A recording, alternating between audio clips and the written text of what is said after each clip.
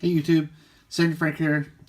Today's episode of Hobby Talk, I promised to do an episode on Shohei Ohtani. We just did a 40-40 celebration video, and that was really fun.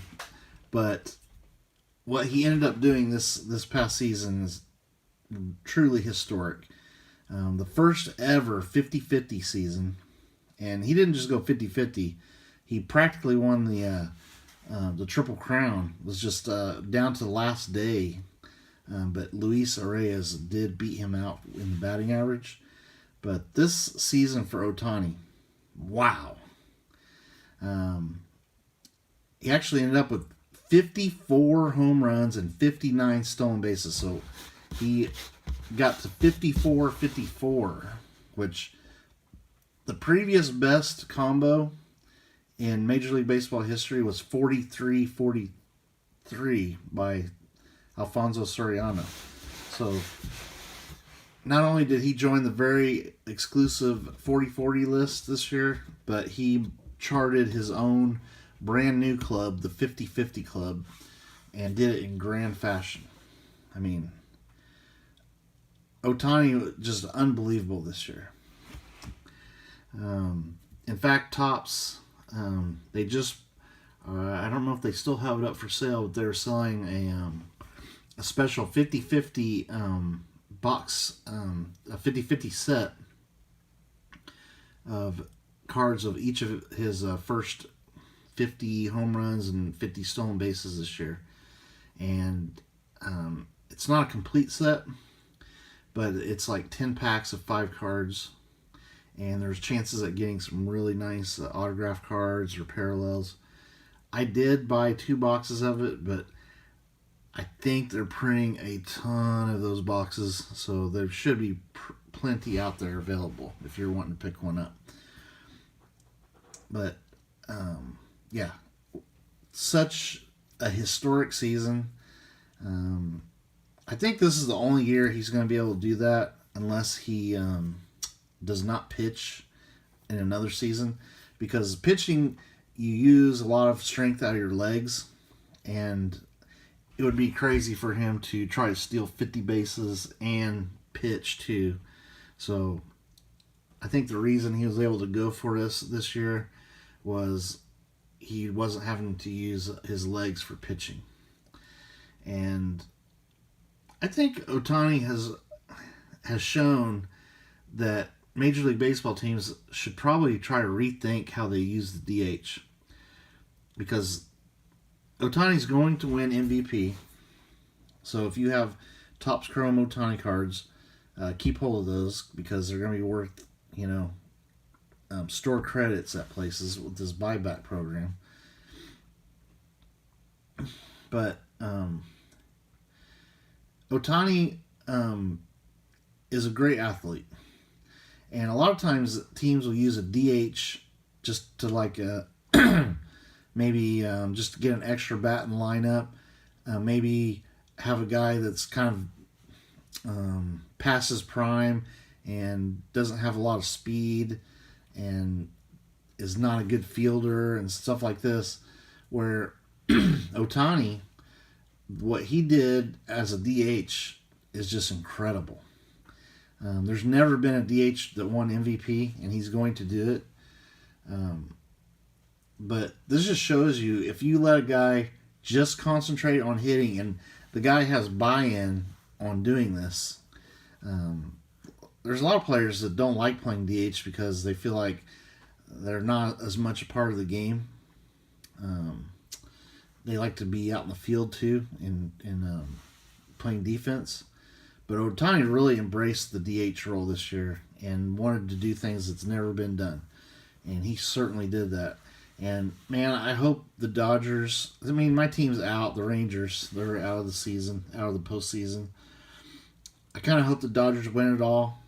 Not that they need more World Series championships, but I want to see Ohtani cap off this historic season and win himself a World Series ring.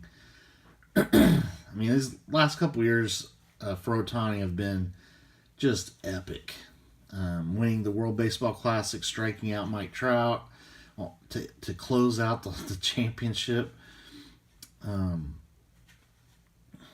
What he did last year was incredible, winning MVP, being part of the Angels. And then this year, last year he did it because of his excellence on the mound and batting. And then this year, just decimating the league at DH and becoming the first ever 50-50 player. I remember as a youngster, Jose Canseco becoming I don't know if he was the first ever 40-40 guy, but he might have been. But it was a huge deal back when I was a kid. And there's been, a couple players here and there, including last year we had Acuna, the first ever 40 home run, 70 stolen base guy. And of course, Acuna was injured this year, but some players doing some amazing things out there in baseball, and it's awesome to watch. So, excuse me, I did want to show, these are, when I did the 40-40 video celebrating the 40-40 season, I showed you all of my Ohtani graded collection. Now, these are cards I've gotten back from grading since that video. So I wanted to show these in this video. So I actually have all of my graded Ohtanis on video. So this is, I had this graded before, but I did not ever have it in a 10. That is the 2019 Topps flagship. I like it because it has that rookie cup symbol, and really cool. It's hard to grade. It seems like this is like the third or fourth one I've tried to grade. This one did get the 10, so I'm pretty excited. Excuse me, man. I apologize for a rough voice. This one's awesome. This is the 2022 archives. I love 2022 archives, but they had these background replacement cards, and this is the Ohtani. I sent it in. It got a PSA 10. It's got to be really low pop. I've been trying to figure out. I think it was pop 10, but maybe not. I can't remember exactly what it was. But these are not easy to grade, and I do have a PSA 10 to add to my collection. A great looking Ohtani card there. This is from 2024 Heritage, and as you know, with these color borders, you have this orange border on top. He's in his Dodgers uniform. You have the yellow border on the bottom. The backs are not like super easy to grade. Has like a darker cardboard. But this one did get the PSA 10. Very exciting. That one's going to be very low pop just because it's heritage.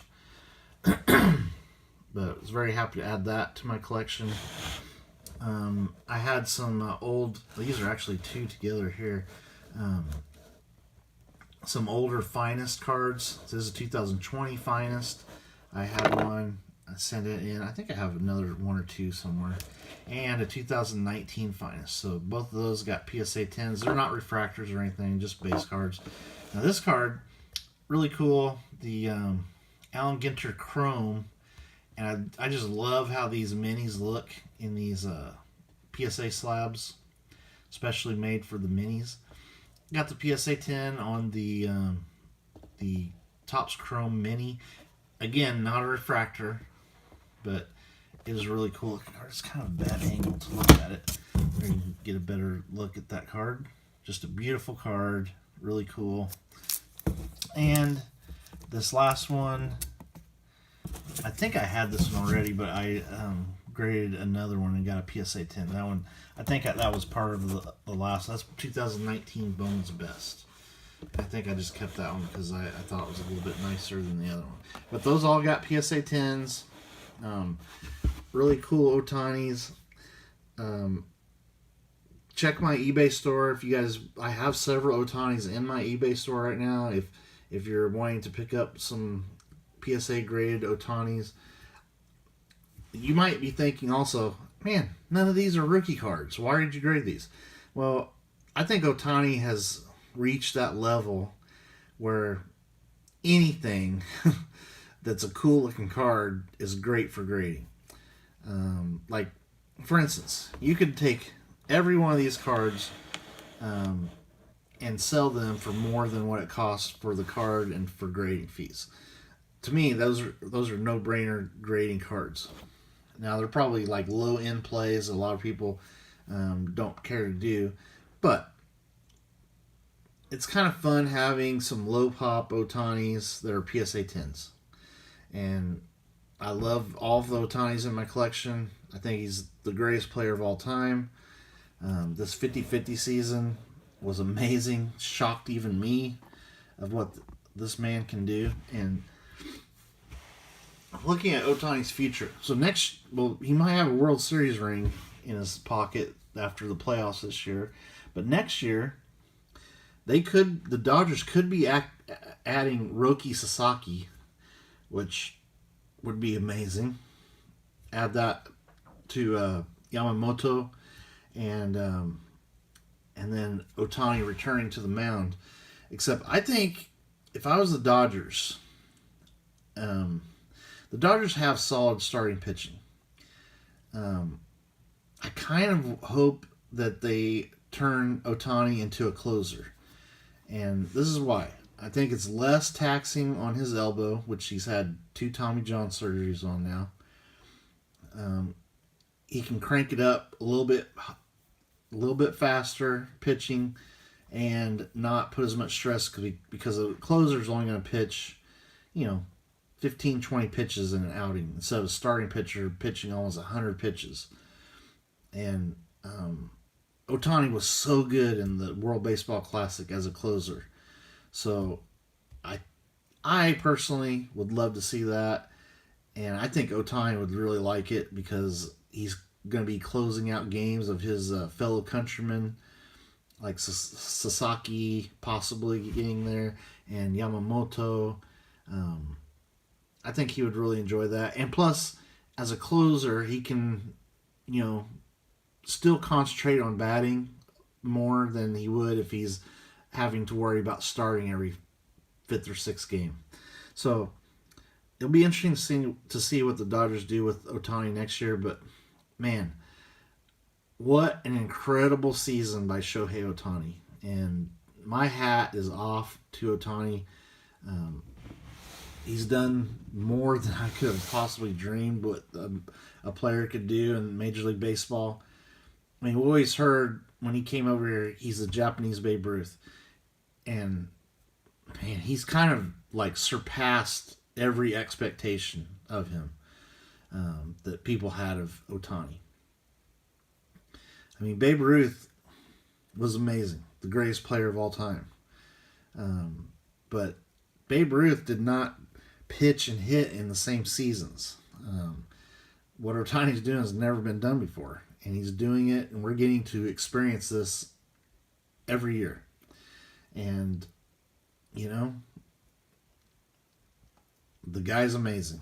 And I'm so glad that I've been collecting him ever since he first came over here to the United States. And I really love my Ohtani collection. It's my favorite part of collecting right now.